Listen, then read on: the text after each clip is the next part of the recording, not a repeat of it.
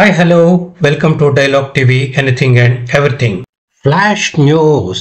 ఆగదు ఆగదు రంగుల రాట్నం సీరియల్ ఆగదు. ఏంటండి, రంగుల రాట్నం సీరియల్ ఆగదా? అదేంటి అనుకుంటున్నారా?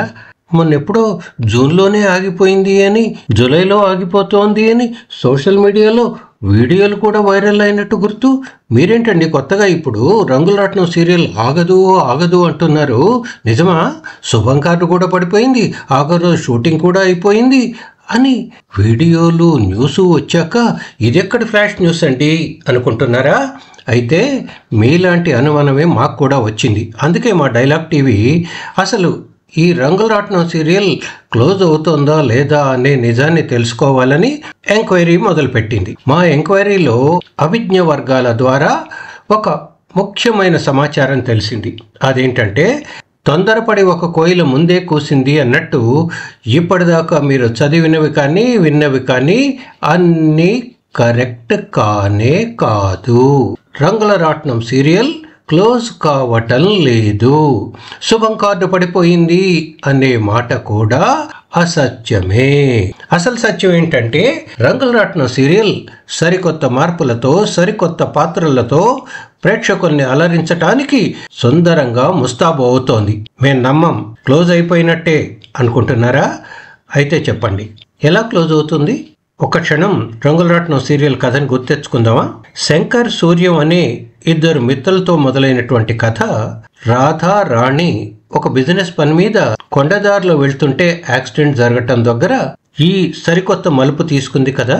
ఆ యాక్సిడెంట్ వలన రాధ తన గతాన్ని మర్చిపోయి తన పేరు కూడా గుర్తులేని స్థితిలో ఉంటే, రాణి స్పృహ లేని స్థితిలో ఒక హాస్పిటల్లో ఉండగా హర్ష అనే జమీందార్ కొడుకు తన భార్య మాధవిలాగే ఉన్నటువంటి రాణిని చూసి తన భార్య మాధవే అనుకొని ఇంటికి తీసుకొచ్చాడు. తప్పనిసరి పరిస్థితుల్లో ఆ ఇంటిని గురించి, అక్కడ జరుగుతున్నటువంటి అన్యాయాల్ని గురించి తెలుసుకున్నటువంటి రాణి మాధవి కొడుకు నానికి తల్లి లేని లోటు తెలియనివ్వకూడదని, జబ్బుతో ఉన్నటువంటి అత్తామామలు తమ కోడలు లేదు అనే నిజాన్ని తెలిస్తే ఏమైపోతారో అనేటువంటి ఆలోచనతో హర్షకి మాట ఇస్తుంది. మీ ఇంటిని చక్కదిద్దేదాకా నేను ఇక్కడి నుంచి వెళ్ళను అని.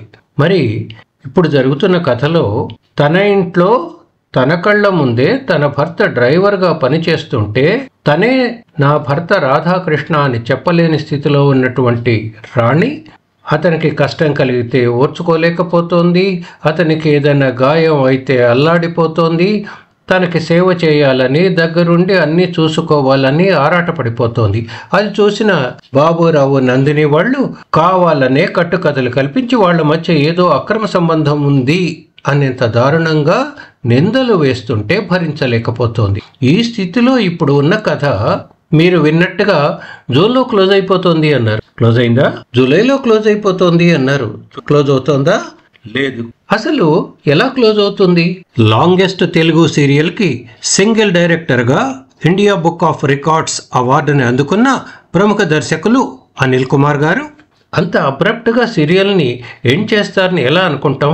అసలు రాణి అక్కడ ఉండటానికి కారణం ఏంటి? తను ఇచ్చిన మాట కదా, ఆ మాట నెరవేరకుండానే ఎలా కథ ముగుస్తుంది? రాణి ముందున్న టాస్క్లేంటి? తన భర్తకి గతం గుర్తు రావాలి, తన భర్తతో కలిసి మాత్రమే జంటగా ఇంటికి తిరిగి వెళ్ళాలి, నెంబర్ 1. నెంబర్ 2, ఆ ఇంటిని చక్కదిద్దాలి. మరి అవేవి జరగకముందే రాణి కథ ఎలా క్లోజ్ అవుతుంది? క్లోజ్ అయ్యేందుకు అవకాశమే లేదు కదా. అలా నిజంగా క్లోజ్ కనుక చేసి ఉంటే అది ఆ క్యారెక్టర్స్కి న్యాయం చేసినట్టు కాదు కదా. అందుకే మా డైలాగ్ టీవీ దీంట్లో నిజాలు తెలుసుకోవాలి అని స్టూడియో రౌండప్ చేస్తే ఒక ఫ్లాష్ న్యూస్ బయటపడింది. అదే సరికొత్త మార్పులతో సరికొత్త పాత్రలతో రంగుల రాట్నం షూటింగ్ ఈ రోజు నుంచే హైదరాబాద్లో ప్రారంభమైంది అని. వా, అంటే ఇక్కడి నుంచి మళ్ళీ సరికొత్త జర్నీ మొదలు కాబోతోందన్నమాట. అవునా? నిజంగానా? అయితే ఈ కొత్త కథతో రంగుల రాట్నం ఎప్పుడు మమ్మల్ని అలరించడానికి వస్తోంది, ఎప్పటి నుంచి మేము చూడొచ్చు అని అడుగుతారా? దానికి కూడా సమాధానం చెప్తాను, వినండి. వచ్చే నెల అంటే ఆగస్ట్ 3వ వారం నుంచి సరికొత్త పాత్రలతో సరికొత్త మలుపులతో మిమ్మల్ని అలరించటానికి మంచి టీఆర్పీతో కొనసాగుతున్న రంగుల రాట్నం సీరియల్ ముస్తాబు అవుతోంది. సో రంగుల రాట్నం సీరియల్ సరికొత్త పాత్రలతో సరికొత్త మలుపులతో మిమ్మల్ని అలరించబోవటం మీకు ఎలా ఉందో మాకు మీ కామెంట్స్ రూపంలో తెలియచేయండి.